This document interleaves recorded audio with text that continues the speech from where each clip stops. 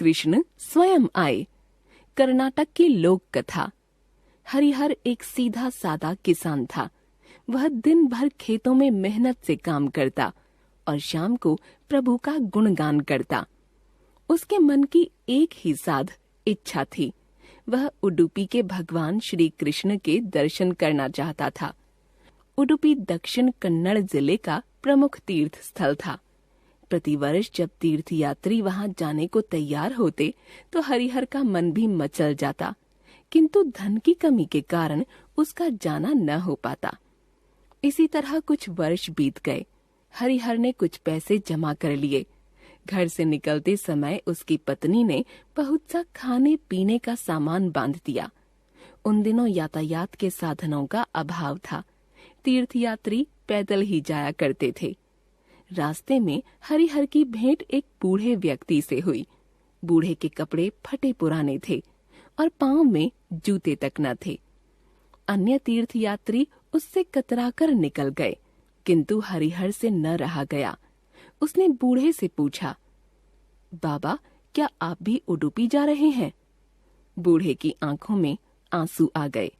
उसने रूंधे स्वर में उत्तर दिया, मैं भला तीर्थ कैसे कर सकता हूँ?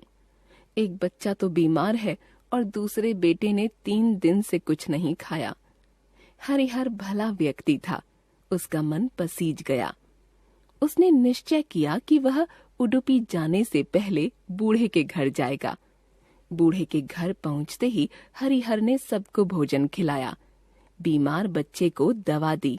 बूढ़े के खेत बीजों के अभाव में खाली पड़े थे। लौटते लौटते हरिहर ने उसे बीजों के लिए भी धन दे दिया। जब वह उडुपी जाने लगा तो उसने पाया कि सारा धन तो खत्म हो गया था। वह चुपचाप अपने घर लौट आया। उसके मन में तीर्थ यात्रा न करने का कोई दुख न था, बल्कि उसे खुशी थी कि उसने किसी का भला किया है। हरिहर की पत्नी भी उसके इस कार्य से प्रसन्न थी। रात को हरिहर ने सपने में भगवान श्री कृष्ण को देखा। उन्होंने उसे आशीर्वाद दिया और कहा, हरिहर, तुम मेरे सच्चे भक्त हो। जो व्यक्ति मेरे ही बनाए मनुष्य से प्रेम नहीं करता, वह मेरा भक्त कदापि नहीं हो सकता। तुमने उस बूढ़े की सहायता की और रास्ते से ही लौट आए। उस बूढ़े व्यक्ति के वेश में मैं ही था। अनेक तीर्थयात्री मेरी उपेक्षा करते हुए आगे बढ़ गए। एक तुमने ही मेरी विनती सुनी। मैं सदा तुम्हारे साथ रहूंगा। अपने स्वभाव से दया, करुणा और प्रेम का त्याग मत करना। हरिहर को तीर्थ यात्रा का फल मिल गया था। लेखिका रचना भोला यामिनी।